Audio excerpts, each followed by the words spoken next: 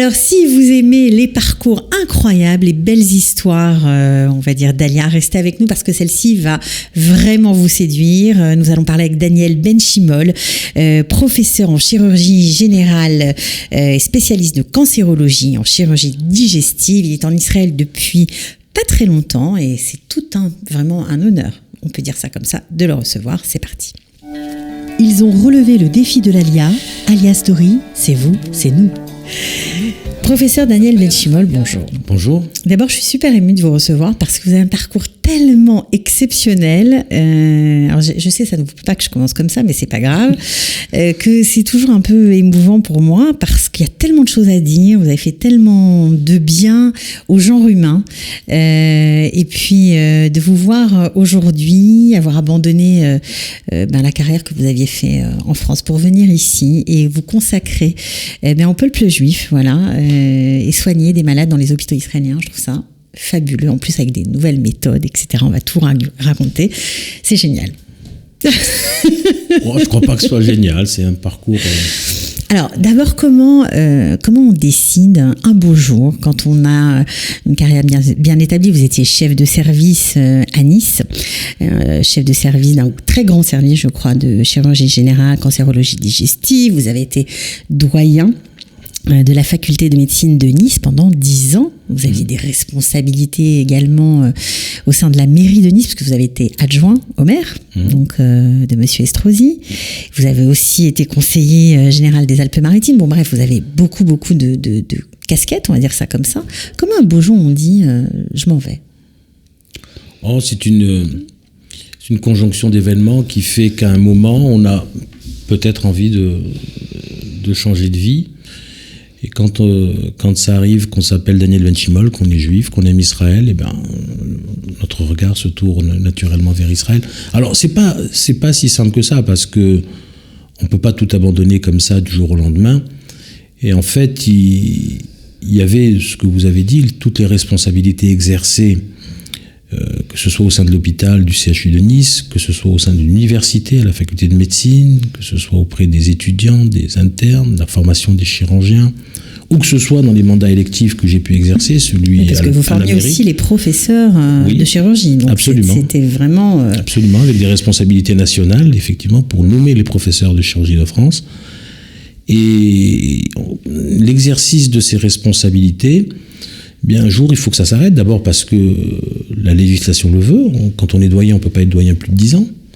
Donc on est élu par ses pairs 2 fois, 5 ans. Et au bout de 10 ans, il faut laisser la place à des plus jeunes, ce qui est bien, ce qui est normal.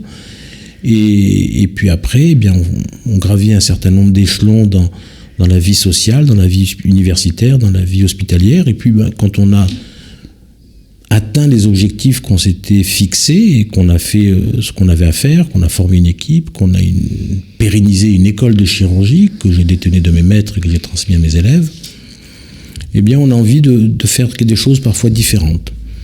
Alors pourtant des choses différentes, vous en avez fait, parce que pendant vos mandats, notamment de doyen, vous avez fait des partenariats avec de très grandes universités étrangères. Je pense à Harvard, notamment à Stanford. Vous avez fait des partenariats avec d'autres universités au Canada, à Shanghai, à Miami, à Chicago. Vous avez fait des choses incroyables.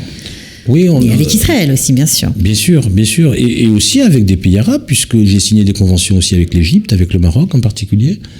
D'ailleurs, j'ai signé ces conventions avant de signer les conventions avec Israël, comme ça on ne pourrait pas m'accuser de... J'avais d'abord signé une belle convention avec le Maroc et j'étais en lien avec l'université d'Alexandrie, avant de venir signer la première grande convention qu'on a signée quadripartite entre le CHU de Nice, l'université de Nice, et l'université hébraïque de Jérusalem et l'hôpital Hadassah. Mais j'avais fait avant avec des pays arabes pour comme ça, il y avait un équilibre et on ne pouvait pas me taxer en France de favoriser Israël en particulier. Parce que vous étiez juif. Parce que j'étais juif et donc on aurait dit on a un doyen qui est juif, donc ses yeux se tournent et son cœur se tourne naturellement vers Israël et il est plus vers Israël que vers ceci, enfin tout ce qu'on peut imaginer. On vous l'a fait sentir ça? Malgré toutes les responsabilités, toutes les choses que vous avez créées, faites. Alors, ce qu'on m'a fait sentir, c'est... Je vais vous donner 2 anecdotes. À la faculté de médecine de Nice, il y avait un certain nombre d'enseignants qui étaient juifs, mais qui ne le disaient jamais. Qui n'avaient pas un nom. Qui n'avaient pas un nom. Qui les trahissait. Voilà. Et quand j'ai été élu, on est venu dans mon bureau et on prenait un rendez-vous, même un peu tard le soir, et pour me dire, mais tu sais, je suis moi aussi. Je disais, mais tu sais quoi? Je savais très bien. Mais tu sais quoi? Je comprends pas. Ben moi aussi, je suis. Mais tu sais quoi? Puis finalement, au bout de 5 minutes, je me disais, mais je suis juif. Et alors? Et donc, si vous voulez, le fait de ce judaïsme un petit peu refoulé ou un petit peu honteux est quand même symptomatique d'un certain état d'esprit ou d'un certain environnement. Et deuxième anecdote aussi, c'est que j'ai fini 2 mandats de doyen, je crois, avec des résultats intéressants, puisque aussi bien en termes d'enseignement que de recherche, que de relations internationales, que d'innovation, on était bien placé en France. Ouais, vous avez été le précurseur du premier centre de simulation médicale à Nice, à la faculté. En fait, c'était un moyen d'entraîner les étudiants à opérer, absolument, à faire des gestes médicaux, absolument, sur des mannequins. Ça, c'est un sous-produit direct de la convention que j'avais signée avec Harvard. Et d'ailleurs, le centre de simulation de la faculté de médecine de Nice s'appelle le Centre de simulation médicale Nice Harvard Medical International. Et vous étiez le premier. Et on était les premiers en France, on a été précurseurs, et ensuite tous les doyens de France sont venus à Nice pour voir comment on avait monté ce centre, qu'est-ce qu'on avait fait, et ils l'ont copié, ou en tout cas ils en ont retranscrit les plus grandes lignes dans leur faculté, et maintenant ce sont des centres qui sont très très actifs dans toute la France et même en Europe, et on était effectivement précurseurs. Et c'est le sous-produit de cette... vous savez, la faculté de médecine de Nice a été une des plus jeune faculté, c'est une des plus jeunes facultés de France, puisque ça a été une des dernières à être créée après les événements de 68. Et quand j'ai été élu doyen de cette faculté, j'avais le sentiment qu'elle était fragile. Elle était fragile parce qu'on avait des grandes universités, comme des grandes facultés de médecine, comme celle de Marseille, et il régnait dans l'air une volonté de fédérer, ou en tout cas de réunir les universités, les facultés de médecine, ce qui voulait dire pour Nice de disparaître. Et je m'étais dit que la seule façon d'exister, c'était qu'il fallait être excellent. Et pour être excellent, il fallait voir comment faisaient les meilleurs au monde. Et c'est comme ça que j'ai pris mon bâton de pèlerin et que j'ai fait un peu le tour du monde et que j'ai essayé de vendre ce que je pouvais vendre de Nice à des collègues d'universités prestigieuses, et en particulier celle de Harvard. Tout en conservant bien sûr vos activités au sein de votre service. Ben oui, je n'ai jamais arrêté de consulter et d'opérer. Jamais. Même quand j'étais au plus fort de mes responsabilités, c'est-à-dire doyen, adjoint au maire et conseiller général, j'avais 2 journées opératoires par semaine et 1 à 2 consultations par semaine. C'était pour moi c'était le fondement même de mon engagement, c'était la médecine. D'ailleurs, quand j'ai arrêté ces mandats-là, eh bien, c'est tout naturellement que je suis revenu, entre guillemets, à mes premiers amours, en tout cas à ce qui fait ma vocation, c'est d'être chirurgien. Donc vous êtes retourné opérer normalement, oui, à Nice. Oui, bien sûr, j'ai réopéré beaucoup, puisque j'avais une activité qui avait un petit peu diminué pendant ces années de responsabilité, qu'elles soient électives ou autres. Mmh. Alors, on a parlé de ce centre de simulation, on n'a pas parlé d'autres, on va dire, partenariats que vous avez mis en place, c'est notamment le laboratoire de recherche expérimentale avec l'INSERM et Rambam. Donc, oui, vous aviez aussi mis des choses en place, pas seulement avec Hadassah, mais aussi avec Rambam, oui, en Israël. Oui, ça a été une expérience assez unique qui d'ailleurs ne s'est plus reproduite pendant longtemps, puisque l'INSERM avait une volonté de développer... l'INSERM, c'est un grand organisme de recherche en France, et donc qui gère la majorité des grands laboratoires de recherche adossés aux universités médicales en France. Et il y avait à la faculté de médecine de Nice un chercheur qui faisait un travail extrêmement intéressant, notamment autour de la dermatologie, et qui était israélien, qui était franco-israélien.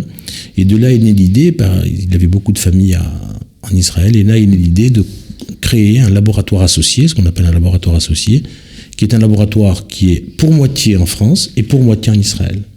Et donc c'est à Haïfa, à Rambam, qu'on a inauguré avec Christian Bréchot, qui était à l'époque le directeur de l'INSERM, et Albert Maroni, qui était le président de l'université de Nice, qu'on a inauguré ce laboratoire et qui fonctionne et qui a fait de la recherche de très haut niveau et sur un travail collaboratif franco-israélien.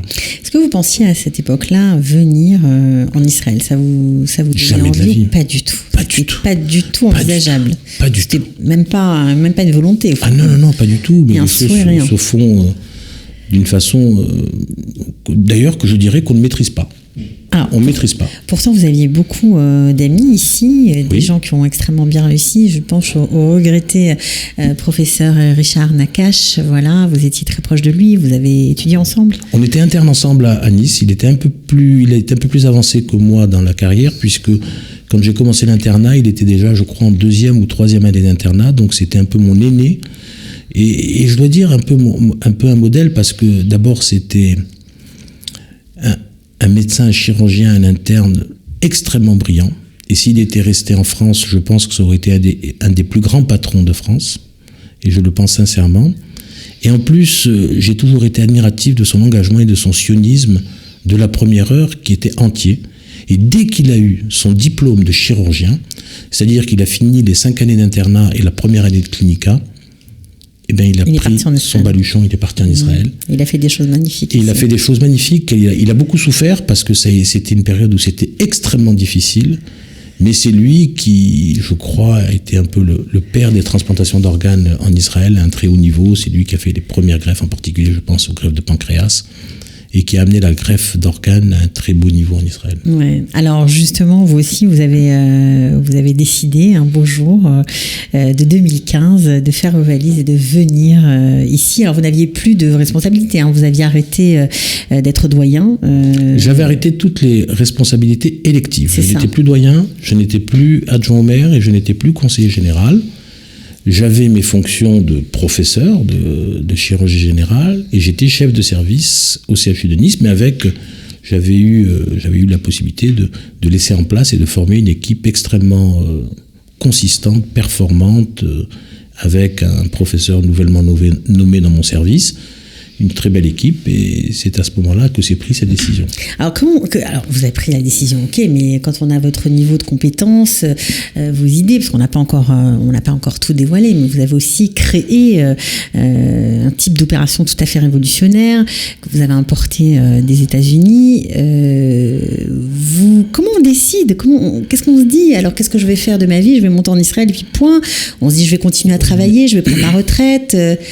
Comment on s'organise?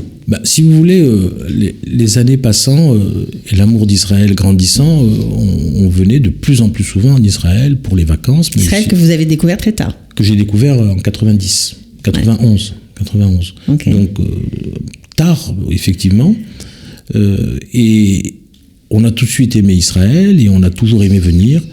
Et on venait de plus en plus. Je venais aussi avec des congrès médicaux francophones. Je venais animer aussi des congrès où j'étais invité pour faire des conférences. Et puis on venait passer nos vacances en Israël. Tout simplement. Tout simplement, comme beaucoup de juifs français. Et on venait très souvent avec les enfants, puis sans les enfants. Et de plus en plus souvent, et les derniers temps, on venait 5, 6 fois, même 10 fois par an en Israël pour des petits séjours, des séjours plus longs. Et puis quand les responsabilités se sont arrêtées, eh bien à ce moment-là, j'ai plus fréquenté mes collègues les collègues de ma discipline, c'est-à-dire les chirurgiens. Et c'est à ce moment-là qu'on m'a soufflé à l'oreille, ça serait sympa que tu viennes travailler avec nous ici en Israël. Et je m'étais dit que peut-être j'avais... Dans les congrès, c'est ça? Dans les hôpitaux ici. Dans les hôpitaux ici. Et donc, en particulier avec Richard Nakache et puis d'autres chirurgiens. Et puis, on a su en Israël qu'éventuellement, Daniel Ben-Shimol était intéressé. Alors, j'ai proposé mes services bénévolement pendant mes vacances, au début. Et puis après, on m'a fait comprendre et on m'a dit non, mais on voudrait que vous soyez là à temps plein. Et là, des équipes sont venues voir ce que je faisais à Nice, comment je travaillais, comment travaillaient mes équipes, se sont formées aussi aux techniques qu'on utilisait en France. Ouais. Et à ce moment-là, eh bien, on a commencé à me faire des propositions plus sérieuses. Intéressantes. Alors, les techniques que vous utilisiez en France, en fait, vous avez inventé, alors je ne suis pas du sérail, j'espère que je ne vais pas dire des bêtises, vous avez inventé une opération carcinose péritonale, en fait, les cancers avancés pour soigner les cancers avancés du péritoine, c'est ça? Alors, c'est effectivement... Vous allez me corriger, allez-y. Non, je vais juste vous dire deux petites choses. En fait, avec mon maître, Henri Richelme, nous avions eu le sentiment que la cancérologie allait évoluer. Elle allait évoluer d'une cancérologie dite générale, des années 80. À cette époque, les cancérologues soignaient tout. Vous alliez voir un cancérologue, si vous aviez un cancer du sein, un cancer du cerveau, un cancer du poumon, un cancer du tube digestif, c'était le même cancérologue qui vous soignait. Et l'évolution des techniques et l'amélioration, et en tout cas la qualité des traitements qu'on proposait, faisait que ça demandait de plus en plus d'expertise par organe. Et on avait eu l'idée, à l'époque extrêmement innovante, qu'il fallait faire de la cancérologie d'organes et plus de la cancérologie générale, et on avait créé le premier diplôme de cancérologie digestive. Et dans le service, dont j'ai hérité de mon patron, on soignait tous les cancers digestifs, on faisait même la chimiothérapie chez nous, parce qu'à l'époque, les cancérologues médicaux ne croyaient pas à ce qu'on faisait. Mais il y avait, alors on avait tout le panel, mais par contre, il y avait des malades qui, quand ils arrivaient chez nous, on savait qu'ils étaient condamnés. C'était ceux qui avaient ce qu'on appelle une carcinose péritonéale, c'est-à-dire une maladie qui a dépassé largement les limites d'un organe, que ce soit l'estomac, que ce soit le côlon, et qui envahissait tout le ventre, ce qu'on appelle le péritoine, qui est cette membrane qui recouvre les intestins et la paroi abdominale. Et c'était des malades qui avaient une espérance de vie qui était inférieure à 5 mois. Et des États-Unis, de Washington, émergeait une nouvelle approche, grâce au professeur Paul Sugarbaker, qui traitait ces malades avec des interventions extrêmement agressives et qui finissait cette opération en donnant de la chimiothérapie dans le ventre directement. Et donc, on est allé voir ce qu'il faisait et puis on a répercuté cette technique, ou en tout cas, on l'a transférée avec des modifications à Nice. Et on a développé un programme très important de traitement des carcinoses péritonéales, ce qu'on appelle les chimio-hyperthermies intrapéritonéales. En anglais, on dit ça HIPEC. C'est le terme qui est employé en Israël. En gros, c'est une chimiothérapie pendant l'opération, c'est ça ? C'est-à-dire que l'opération vise à enlever tout ce que l'on voit. Et comme on sait que ces malades font des récidives très rapides, en fait, ce qui va tuer le malade, c'est ce que le chirurgien n'a pas vu. C'est-à-dire la maladie microscopique. Et on va combattre cette maladie microscopique en délivrant pendant un certain temps, qui peut aller de 30 à 90 minutes, grâce à une machine spécialisée, un liquide à haute température, qui lui-même a un effet anticancéreux, mais dans lequel on va mettre aussi de la chimiothérapie, qui va agir au contact des tissus pour détruire la maladie que l'on ne voit pas. Et grâce à cette attitude, ou en tout cas à ces procédés de chirurgie agressive et de chimiothérapie intraopératoire, eh bien on est passé d'une espérance de vie de 5 mois à 40 mois, on est passé de 0 malade vivant à 1 an à 40% de malades vivant à 5 ans. Et pratiquement 1 malade sur 5 complètement guéri. Donc ce sont des choses qui sont tout à fait remarquables, et c'est ce qu'a voulu développer l'hôpital Bellinson en Israël, et donc le professeur Kachan. Ils sont venus, j'imagine, à Nice vous voir, oui. Ils ont dû être alors donc ils sont venus, ils ont vu qu'est-ce qu'était un service de chirurgie cancérologie digestive, où on traitait tous les cancers digestifs, et où on avait aussi à disposition cette technique, et pendant qu'ils venaient, il y avait plusieurs malades de machines. Ils ne connaissaient pas. Alors, ils connaissaient, parce que c'est pas une technique non plus, c'est une technique, nous, on avait fait 600 malades quand même à Nice. Ouais, donc on a entendu parler. Si on a fait, nous, 600 malades, c'est qu'il y avait beaucoup d'autres endroits dans le monde où il y avait beaucoup de malades qui ont été faits. En France, il y avait 3 autres centres qui faisaient cette technique. Ici même, en Israël, il y avait déjà des équipes qui s'étaient intéressées et qui travaillaient sur ce sujet. Mais la technique qu'on utilisait, nous, n'était pas utilisée ici. C'est ce qu'on appelle une chirurgie à ventre ouvert, ou en tout cas une chimiothérapie à ventre ouvert, avec une machine spécialisée de fabrication française. Et donc, quand on a voulu que je vienne développer cette technique ici, j'ai souhaité avoir le même équipement qu'en France, avec la même machine, les mêmes Ils ont accepté. Ils ont accepté, ils ont débloqué les fonds, etc., pour acheter cela. Alors, bon, avec le temps qui n'a pas la même dimension qu'ailleurs, c'est-à-dire que je suis arrivé le 20 décembre avec un contrat qui commençait le 1er janvier. La machine devait être là en janvier, elle a été là en juillet, ce qui paraît-il était un exploit. Ce qui paraît-il était un exploit. Et donc, on a commencé à opérer les premiers malades en juillet 2016. Donc, aujourd'hui, vous travaillez à l'hôpital Bellinson. Évidemment, vous vous occupez de ce genre de chirurgie avec succès. Vous avez opéré plus d'une centaine de malades. C'est ça, on doit être à peu près à une centaine de malades. Alors, ce qui est intéressant, c'est que je suis venu tout seul, sans aucun membre de mon équipe. On n'a pas transposé une équipe, on a transposé un chirurgien, mais bon, qui avait formé son équipe et qui avait une expérience dans le domaine. Et ce qui est tout à fait intéressant, c'est que le fait que Pendant 1 an, les équipes de Bellinson sont venues à Nice, d'abord le professeur Kashtan, le chef de service, puis ensuite 4 chirurgiens, puis ensuite 2 chirurgiens, 3 anesthésistes, 2 infirmiers, sont venus à Nice voir comment tout le monde travaillait, et on a transposé exactement ce que je faisais à Nice ici, et sur les 40 ou 50 premiers malades, d'ailleurs ça a été l'objet d'une communication à la Société israélienne de chirurgie l'année dernière, on a exactement les mêmes résultats que sur les 600 malades opérés à Nice, ce qui montre bien qu'on a pu transposer une technique avec bonheur. Mmh. Donc, alors j'imagine que forcément tout a changé pour vous. Ça fait quoi de travailler ici alors que vous n'y avez jamais pensé, mais en même temps j'imagine que ça vous fait vraiment plaisir. Est-ce que c'est pareil? Est-ce que la corporation vous a bien accueilli?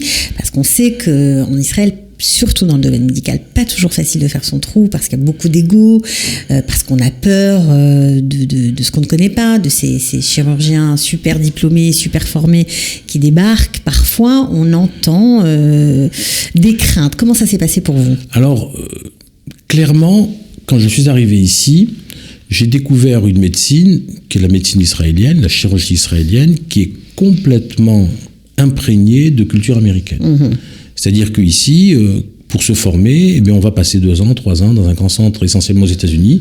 Et quand on n'arrive pas, parce qu'on n'a pas pu passer le CFMJ, enfin les équivalences pour pouvoir travailler dans les hôpitaux américains, on va au Canada, ou on va en Asie, ou on va en Europe. Mais globalement, c'est les standards américains qu'on essaye d'appliquer en Israël. Alors, pour être tout à fait franc, j'ai beaucoup voyagé, aussi bien pour la chirurgie que pour la faculté de médecine de Nice, et je pense que la médecine française est certainement si ce n'est la meilleure au monde. Et quand je suis arrivé ici, j'ai été un petit peu étonné, ou en tout cas surpris, par le décalage qu'il y avait entre l'approche qu'on avait en France de la médecine et de la chirurgie, et l'approche qu'ils avaient ici. Et c'est là que j'ai pensé que vraiment on avait certainement quelque chose à apporter, essayer d'apporter un peu une touche d'excellence française, mais en tout cas une autre culture. Et au début, on m'a regardé avec des yeux un petit peu hautains, en me disant « oh, il vient de France ». Et puis, progressivement, là, maintenant, je crois que ça va mieux. On respecte un petit peu ma parole quand je parle ou quand j'opère. Je le vois surtout parce que les jeunes résidents, ce qu'on appelle les internes, aiment bien venir travailler avec moi parce qu'ils voient une autre façon de travailler.